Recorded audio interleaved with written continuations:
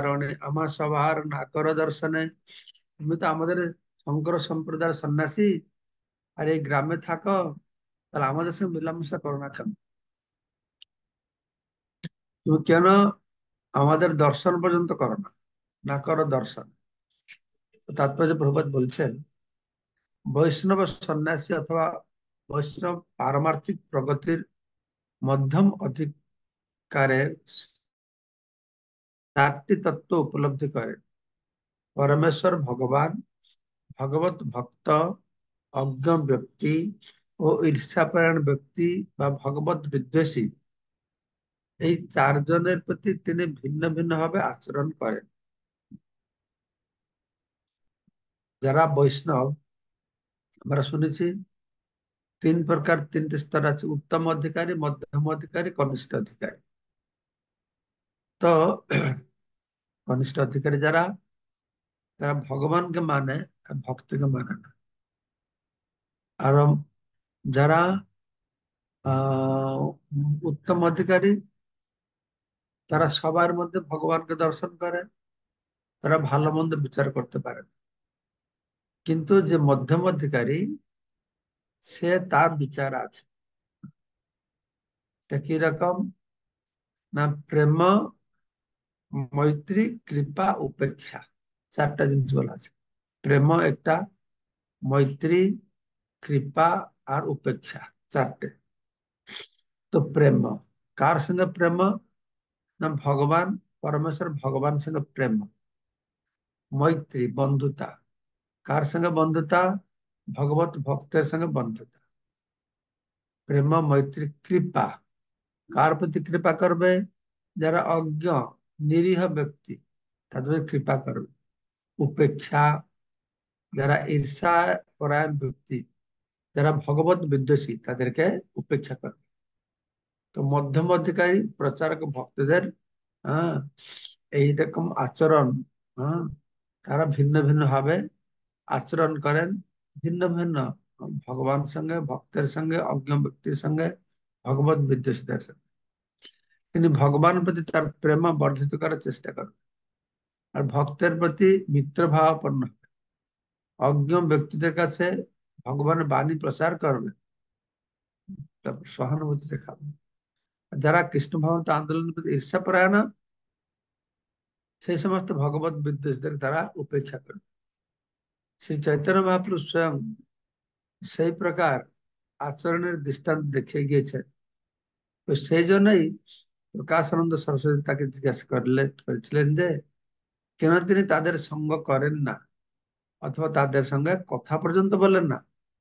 শ্রী চৈতন্য মহাপ্রভু দৃষ্টান্তের মাধ্যমে দেখিয়ে গিয়েছেন যে কৃষ্ণ ভাবানুভূত আন্দোলনের প্রচারক যেন মায়াবাদী সন্ন্যাসীদের সঙ্গে কথা বলে তার সময় অপচয় না করেন। মায়াবাদ বুঝিয়ে কোনোদিন বোঝানো যাবে না, সেদিন তাদেরকে প্রচার করে কোনো লাভ হবে না। কিন্তু যখন শাস্ত্র প্রমাণের ভিত্তিতে সিদ্ধান্ত প্রতিষ্ঠা করার প্রশ্ন উঠে, তখন বৈষ্ণব সিংহ বিক্রমে এগিয়ে এসে বিরুদ্ধ সিদ্ধান্তকারীকে পরাস্ত করে। তো একদিকে বলা আছে মায়াবাদীদের কথা বলবে না, কিন্তু আবার যদি দরকার পড়ে মায়াবাদীরা যে সিদ্ধান্ত দিয়ে বা শাস্ত্র প্রমাণের ভিত্তিতে সেই সিদ্ধান্তকে আবার খণ্ডন করে, তাদেরকে পরাস্ত করা উচিত, যদি সেই সামর্থ্য তার মধ্যে থাকে। তো মায়াবাদী সন্ন্যাসীদের মতে শঙ্কর সম্প্রদায়ের সন্ন্যাসীরাই কেবল বৈদিক সন্ন্যাসী। আমাদের বৈষ্ণব সন্ন্যাসী রয়েছে, ব্রহ্মার্য গৌড় সম্প্রদায় তো শিল ভক্তি সিদ্ধান্ত ঠাকুর প্রভুপাদ এই সন্ন্যাস ব্যাপারটা ইন্ট্রোডিউস করেছে। কিন্তু আমরা দেখছি মাধ্বাচার্য, রামানুজাচার্য সম্প্রদায়, তাদেরও সন্ন্যাস রয়েছে। উম, কিন্তু এই যারা মায়াবাদী, তারা মনে করে মায়াবাদীর মধ্যে আমরা হচ্ছে বৈদিক সন্ন্যাসী। তারা মনে করে আমরাই আসলে বেদান্ত। তো এই মায়াবাদী সন্ন্যাসীদের মতে সন্ন্যাসীরাই, শঙ্কর সম্প্রদায়ের সন্ন্যাসীরাই কেবল বৈদিক সন্ন্যাসী। কখনো কখনো তারা প্রতিবাদ করেন যে কৃষ্ণ ভাবনামৃত আন্দোলনের প্রচারক সন্ন্যাসীরা যেহেতু ব্রাহ্মণ কুলোদ্ভূত নন, তাই তারা যথার্থ সন্ন্যাসী নন। কেননা ব্রাহ্মণ পরিবারে জন্ম না হলে মায়াবাদীরা তাকে সন্ন্যাস দেন না। অর্থাৎ শঙ্কর সম্প্রদায়ের সন্ন্যাস হতে হলে একজনকে ব্রাহ্মণ ঘরে জন্ম হতেই হবে। ব্রাহ্মণ ঘরে জন্ম হয়, তাকে সন্ন্যাস নেবে, তারপরে সে মুক্তি লাভের ব্যাপারে সাধন ভজন করতে পারবে। কিন্তু ভক্তির ক্ষেত্রে সেরকম নয়। ভক্তি ব্রাহ্মণ হোক, শূদ্র হোক, চান্ডাল হোক, যে অবস্থা থেকেও সে ভক্তি করতে পারে। ঠিক আছে? তো দুর্ভাগ্যবশত এই মায়াবাদী যারা শঙ্করের অনুগামীরা, তারা জানে না যে এই যুগে সকলেই শূদ্র। তারা যে বলছে শুধু ব্রাহ্মণের সন্ন্যাস নেবে, শাস্ত্র হচ্ছে কলৌ সর্বে শূদ্র সম্ভাবা, কলিযুগে সবাই শূদ্র, তাই না? তো আমাদের জানতে হবে যে এই যুগে কোনো ব্রাহ্মণ নেই। কেননা যারা ব্রাহ্মণ পরিবারে জন্ম হয়েছে বলে নিজেদের ব্রাহ্মণ বলে দাবি করছেন, তাদের মধ্যে ব্রাহ্মণোচিত গুণাবলী নেই। কিন্তু অব্রাহ্মণ পরিবারের জন্মগ্রহণ করা সত্ত্বেও এই তার মধ্যে ব্রাহ্মণোচিত গুণাবলী দেখা যায়, তাহলে তাকে ব্রাহ্মণ বলে স্বীকার করা উচিত। অদ্বৈত আচার্য মার শ্রাদ্ধ, ব্রাহ্মণদেরকে শ্রাদ্ধ ভোজন দেওয়া হয়। অদ্বৈত আচার্য কি করেছেন? হরিদাস ঠাকুর, যিনি মুসলমান পরিবারে জন্ম হয়েছিলেন, তাকে শ্রাদ্ধ খাওয়াইছেন। হ্যাঁ। তো বলছেন, তোমাকে শ্রাদ্ধ পাত্র খাওয়াতে আমার 1000 ব্রাহ্মণের খাওয়া হয়ে গেল। হুম। বৈষ্ণব ব্রাহ্মণ থেকে অনেক শ্রেষ্ঠ, আর সে কোনো বর্ণ আর আশ্রমের অন্তর্ভুক্ত নয়। তো নারদ মুনি ও শ্রীধর স্বামী তা প্রতিপন্ন করে গিয়েছেন। সে কথা শ্রীমদ ভাগবতে বর্ণিত হয়েছে। নারদ মুনি ও শ্রীধর স্বামী উভয় সর্বতভাবে স্বীকার করেছেন যে ব্রাহ্মণ পরিবারে জন্ম হলেই কেবল ব্রাহ্মণ হওয়া যায় না। পক্ষান্তরে ব্রাহ্মণোচিত গুণাবলীর দ্বারা ভূষিত হলে যে কোনো কুল উদ্ভূত মানুষই ব্রাহ্মণত্ব লাভ করতে পারে। তাই আমাদের কৃষ্ণ ভাবনামৃত আন্দোলনে আমরা ব্রাহ্মণোচিত গুণাবলী না থাকলে কাউকে সন্ন্যাস দিই না। যদিও এই কথা সত্য যে ব্রাহ্মণ না হলে সন্ন্যাসী হওয়া যায় না, তা বলে তার অর্থ এই নয় যে ব্রাহ্মণ ও কুল উদ্ভূত অযোগ্য মানুষকে ব্রাহ্মণ বলে মনে নিতে হবে, এবং অব্রাহ্মণ কুলোদ্ভূত মানুষের ব্রাহ্মণোচিত সমস্ত গুণাবলী থাকলেও তাকে ব্রাহ্মণ বলে স্বীকার করা যাবে না, এরকম নয়। কৃষ্ণ ভাবনামৃত আন্দোলন অত্যন্ত নিষ্ঠা সহকারে ভ্রান্ত পথে গমনের পন্থা রূপ প্রচলিত বিকৃত ধর্মমত ও মনগড়া সিদ্ধান্ত বর্জন করে শ্রীমদ ভাগবতের নির্দেশ অনুসরণ করে। তবে প্রভুপাদ সুস্পষ্ট করে দিয়েছেন, সুন্দর জানার মতন কথা বলেছেন যে মায়াবাদীরা ব্রাহ্মণ ঘরে জন্ম হতে হবে, তাহলে সন্ন্যাস পাবে। তো বৈষ্ণব ধর্মে যে কেউ সন্ন্যাস নিতে পারে। যে কেউ সন্ন্যাস নিতে পার সন্ন্যাস যে কেউ হলে যে সন্ন্যাস তা নয়, যে কেউর মধ্যে ব্রাহ্মণের গুণাবলী প্রকাশিত হবে সে তখন সন্ন্যাস নিতে পারে। তো প্রকাশানন্দ সরস্বতী বলছেন, তুমি কেন সন্ন্যাসে নৃত্য ভাব কীর্তন করছো? হ্যাঁ, এই ভাবুকদেরকে সঙ্গে নিয়ে তাদের নতুন তোমার তো বেদান্ত পাঠ করা উচিত, ধ্যান করা উচিত, সন্ন্যাসীর ধর্ম।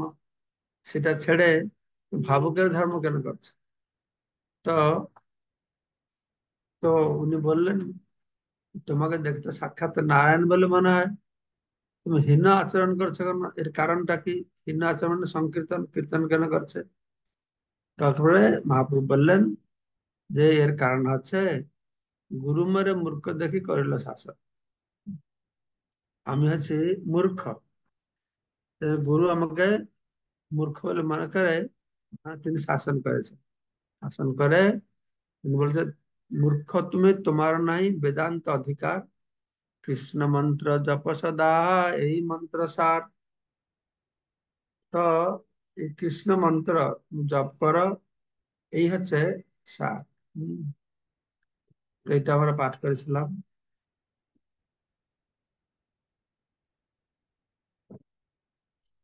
কৃষ্ণ মন্ত্র হইতে হবে সংসার মোচন, কৃষ্ণ নাম হইতে পাবে কৃষ্ণের চরণ।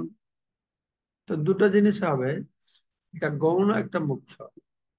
গৌণ ভাবে ভগবান শ্রীকৃষ্ণের দিব্য নাম কীর্তন করলে কি হবে, না তার গৌণ ফল হচ্ছে জড় বন্ধন থেকে মুক্তি পেতে হবে, জ্ঞান পাবে। আর তার মুখ্য ফল হচ্ছে ভগবানের পাদপদ্ম হম লাভ করবে, দর্শন করবে, কৃষ্ণ নাম হইতে পাবে কৃষ্ণের চরণ। ছিল ভক্তি সিদ্ধান্ত সরস্বতী ঠাকুর প্রভুপাদ তার অনুভাষে বলেছেন যে, জীব যখন দিব্যজ্ঞান লাভ করেন, তখন তিনি মায়ার প্রভাব থেকে মুক্ত হয়ে সর্বতঃ ভগবানের সেবায় যুক্ত হন। পরমেশ্বর ভগবান মুকুন্দের সেবায় যুক্ত না হওয়া পর্যন্ত ভগবানের বহিরঙ্গ শক্তিজাত সকাম কর্ম থেকে মুক্ত হওয়া যায় না। কিন্তু যে কেউ যখন নিরপরাধে ভগবানের দিব্য নাম কীর্তন করেন, তখন তিনি জড়জাগতিক জীবনধারা থেকে সম্পূর্ণরূপে চিন্ময় স্তরে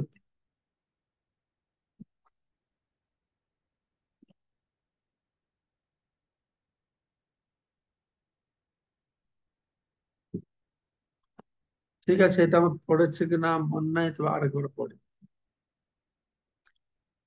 তো নিরপরাধ ভাবে কীর্তন করলে কি হবে, তো এই ভৌতিক জীবনধারা থেকে মুক্ত হবে, আর চিন্ময় স্তরে উন্নীত হবে। আর ভগবানের সেবা করলে কি হবে, না শান্ত দাস্য সখ্য বাৎসল্য মাধুর্য, এই পাঁচটি রসের যে কোনো একটির মাধ্যমে ভগবানের সঙ্গে সম্পর্কযুক্ত হতে পারবে। তো এইভাবে সম্পর্কের মাধ্যমে তিনি দিব্য আনন্দ প্রদান করবেন।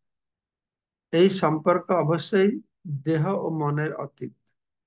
আমাদের জগতে যত সম্পর্ক, দেহ ভিত্তিক সম্পর্ক, মনোভিত্তিক সম্পর্ক, কিন্তু ভগবানের সঙ্গে ভক্তের যে সম্পর্ক, দেহ মনের অতীত, আত্মার সঙ্গে পরমাত্মার সম্পর্ক।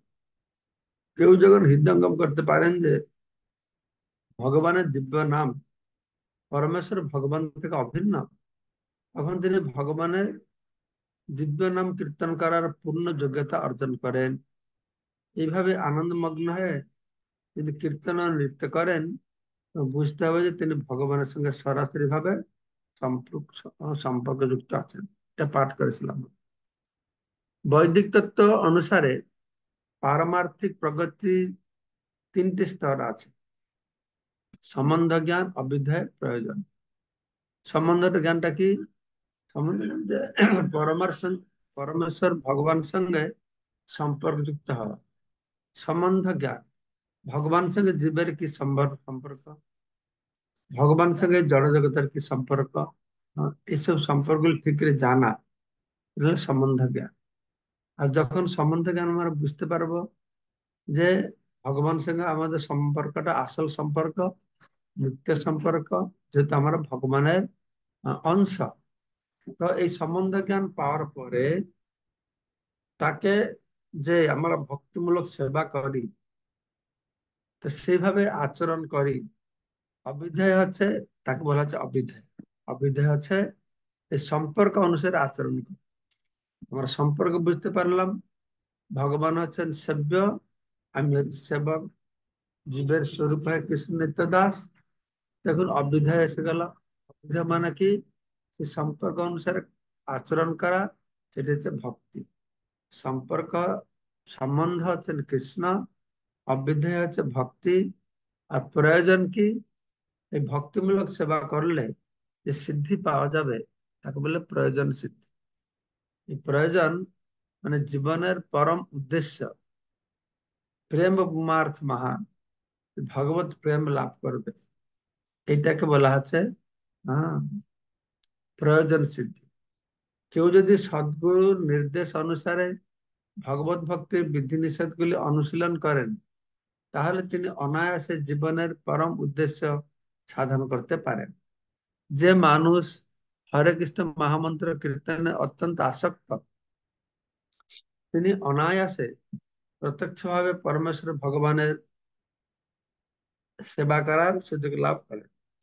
তার পক্ষে ব্যাকরণের বাক্য বিন্যাস হৃদয়ঙ্গম করা আর কোনো প্রয়োজন নেই।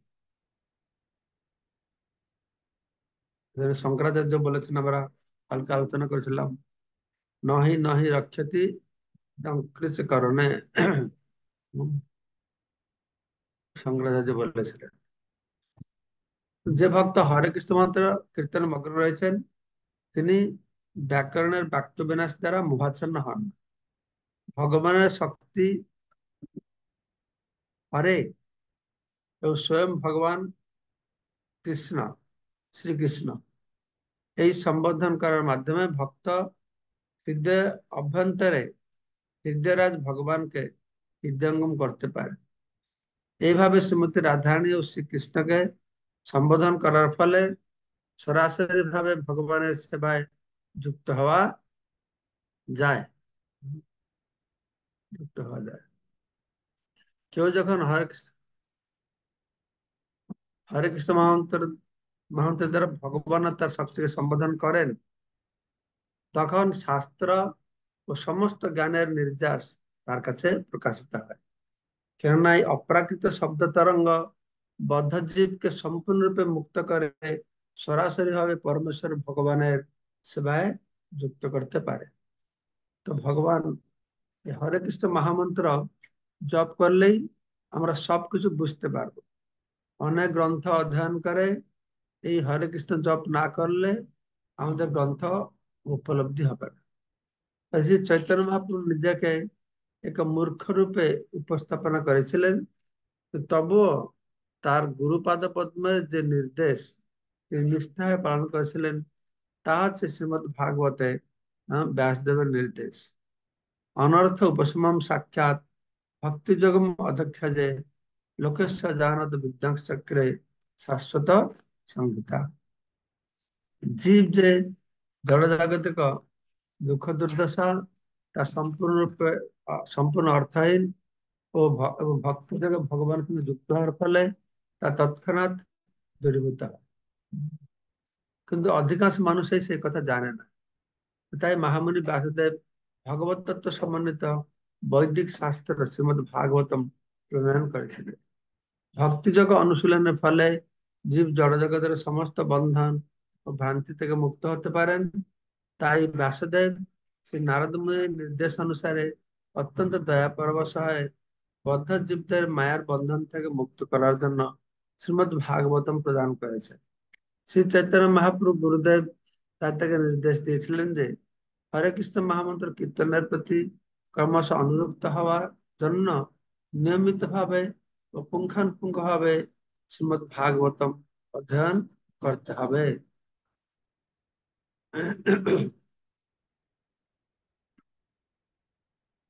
ভগবানের দিব্য নাম ভগবান থেকে অভিন্ন। যিনি সম্পূর্ণভাবে মায়ার কবল থেকে মুক্ত হয়েছেন, তিনি তত্ত্ব হৃদয়ঙ্গম করতে পারেন। এই জ্ঞান যা সদ্গুরু কৃপার প্রভাবে লাভ হয়, তার জীবকে চিন্ময় স্তরে অধিষ্ঠিত করে। শ্রী চৈতন্য মহাপ্রভু নিজেকে মূর্খ বলে প্রতিপন্ন করেছিলেন, কেননা গুরুদেবের শ্রী পাদপদ্ম আশ্রয় গ্রহণ করার পূর্বে তিনি বুঝতে পারেননি যে কেবলমাত্র হরে কৃষ্ণ মহামন্ত্র কীর্তন করার ফলে সমস্ত জড় বন্ধন থেকে মুক্ত পাওয়া যায়। যেই মুহূর্তে তিনি তার গুরুদেবের দাসত্ব বরণ করে তার নির্দেশ পালন করতে শুরু করেছেন, তখনই তিনি অনায়াসে মুক্তির পথ দর্শন করতে পেরেছিলেন। শ্রী চৈতন্য মহাপ্রভু হরে কৃষ্ণ মহামন্ত্র কীর্তন যে সব রকম অপরাধ থেকে মুক্ত ছিল তা বুঝতে হবে। 10টি নাম অপরাধ আছে: ভগবত ভক্তের নিন্দা করা, বিভিন্ন দেবদেবীর নামকে ভগবানের নামের সমপর্যায়ে ভক্ত অথবা অনেক ভগবান আছেন বলে মনে করা, গুরুদেবের নির্দেশ অবজ্ঞা করা, বৈদিক শাস্ত্র এবং বৈদিক শাস্ত্রের অনুগামী শাস্ত্রের নিন্দা করা, ভগবানের নামের অর্থপাত করা, ভগবানের নামে মহিমাকে অতিস্তুতি বলে মনে করা, নামের বলে পাপাচরণ করা, হরে কৃষ্ণ মহামন্ত্র কীর্তনকে বেদের কর্মকাণ্ডের যাগযজ্ঞ ও তপস্যার মতন পুণ্যকর্ম বলে মনে করা, ভগবত বিদ্বেষীদের কাছে ভগবানের নামের মহিমা প্রচার করা, এবং 10 নম্বর হচ্ছে ভগবানের নামের মহিমা শ্রবণ করা সত্ত্বেও জড় বিশ্বাসক্তি বজায় রাখা। নাম বিনা কলিকালে নাহি আর ধর্ম, সর্বমন্ত্র সার নাম এই শাস্ত্র মর্ম। আমি এখানে আজকে বিশ্রাম দিচ্ছি।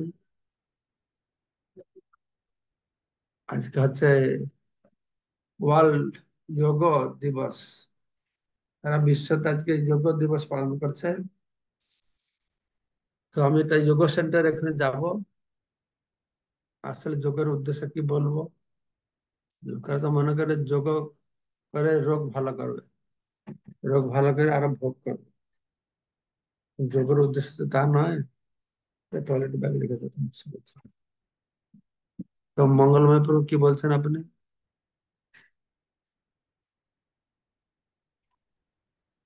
হরে কৃষ্ণ মহারাজ, দণ্ডবত প্রণাম। মহারাজ, ব্রাহ্মণের গুণাবলীগুলো অর্জন করার পর ব্রাহ্মণ দীক্ষা হবে মহারাজ? মানে আমাদের ইসকন যে সিস্টেম, সেটা সেইটা মহারাজ। তো নিয়ম, সেটা তো নিয়ম, কিন্তু আমরা জানি না কয়জন আমার ব্রাহ্মণের গুণাবলী সব অর্জন করেছি। যে তোমার ভগবানের ভক্ত হয়েছি, সেই জন্য গ্রহণ করা আছে ব্রাহ্মণের গুণাবলী। বুঝলে? মহারাজ, ব্রাহ্মণ এবং সন্ন্যাসী, সন্ন্যাসীর মধ্যে অতিরিক্ত আর কি গুণ থাকবে মহারাজ? আপনি হেডফোনটা বাইর করুন কান থেকে। মহারাজ বলছি, ব্রাহ্মণ আর সন্ন্যাসী, সন্ন্যাসীর মধ্যে আর কি কি অতিরিক্ত গুণ থাকবে মহারাজ? সন্ন্যাসের গুণ থাকবে অভয়ম, সত্য সংশুদ্ধি, জ্ঞান যোগ, অবস্থিত। এই তিনটা হচ্ছে ব্রাহ্মণের। সভয়, তার সত্তা শুদ্ধ সত্তা থাকবে, আর জ্ঞান যোগে অবস্থিত থাকবে। এটা সন্ন্যাসী ব্রাহ্মণের এটা গুণ। সন্ন্যাসীর গুণ এটা। এটা কোন অধ্যায় আছে যে দিব্য গুণাবলী দৈবাসুর সম্পদ, তো প্রথম 5টা শ্লোকে আছে। ব্রাহ্মণের কি গুণাবলী, বৈশ্য, শূদ্র, ব্রহ্মচারী, গৃহস্থ, বানপ্রস্থ, সেখানে দেখবেন এটা লেখা আছে অভয়ং, সত্য সংশুদ্ধি, জ্ঞান যোগ, ব্যবস্থা। ঠিক আছে। হ্যাঁ মহারাজ। বৃন্দাস গৌর প্রভু।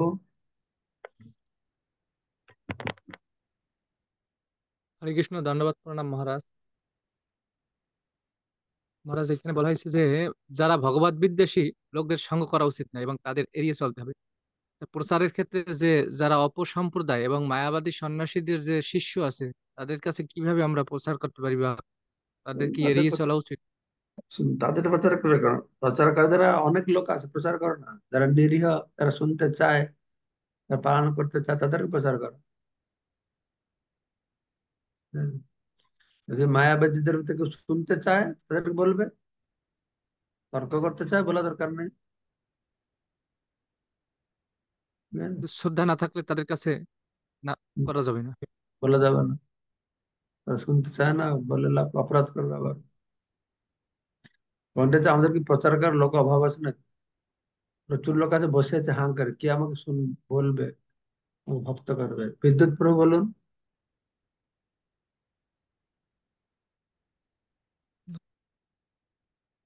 হরে কৃষ্ণ, ধন্যবাদ প্রণাম মহারাজ, আপনার শিক্ষা। মহারাজ, আমরা তো জানি যে আমাদের সনাতন ধর্মের 4টা আশ্রম: ব্রহ্মচর্য, গার্হস্থ্য, বানপ্রস্থ, সন্ন্যাস।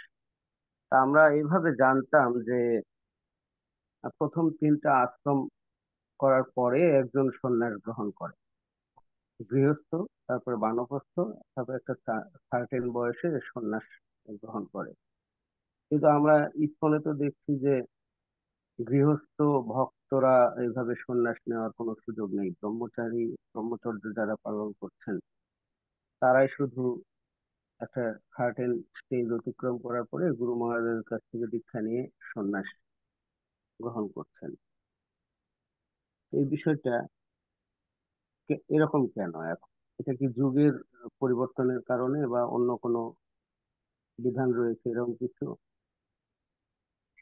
না না, গৃহস্থরা সন্ন্যাসী নিতে পারবে না ইস্কনে এরকম ব্যবস্থা নেই তা না, গৃহস্থরা নিচ্ছেন না সেটা হলো কথা।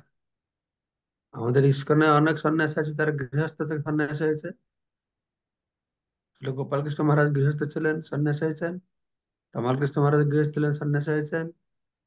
বহু সন্ন্যাসী আছেন যারা গৃহস্থ ছিল, কিন্তু কিছু কিছু কোন গৃহস্থ আছে ওরা মানে ঘর বাড়ি ছাড়তে চায় না, কি করে হবে? আচ্ছা। বা এটা তো দরকার মনে করে না। সন্ন্যাস না, যেহেতু সন্ন্যাসী নিতে হলে যে ভক্তি করতে হলে ভগবানকে তো সন্ন্যাসী নিতেই হবে, এটা নেই সিস্টেম, তাই তারা সন্ন্যাসী নিচ্ছে না, গৃহ থেকে ভজন করছে। তো সন্ন্যাসী নিলে সব ছাড়তে হবে, ভগবানের উপরে নির্ভর করতে হবে। সেই রকম ভালো না হলে বুড়ো বয়সে সারা জীবনটা স্ত্রী ছেলে মেয়ের সেবা করবে, শেষে বুড়ো বয়সে মঠে আসবে, কে দেখবে? এটা ভয় আছে। তাতে ভাই বাড়িতে থাকি, আমাকে দেখাশোনা করবে। যারা মঠে মন্দির প্রথম থেকে আছে, ঘর বাড়ি ছেড়ে দিয়ে ভগবানের উপরে ভরসা করে, তাদের সুবিধা আছে। কিন্তু সন্ন্যাস না নিলেও অন্তত আমাদের গৃহস্থরা সন্ন্যাস না নিলেও বানপ্রস্থ জীবন যাপন করা উচিত।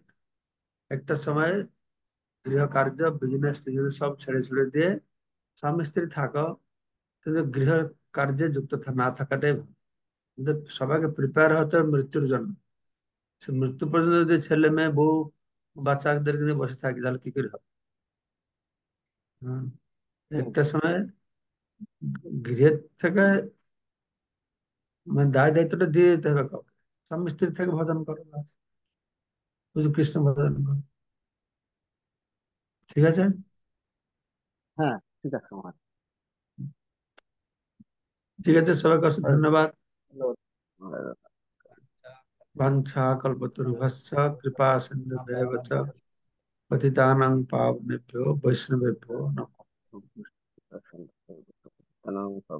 বৈষ্ণব। हरे कृष्ण महाराज, जय श्रील प्रभुपाद की। মহারাজ জয় শ্রী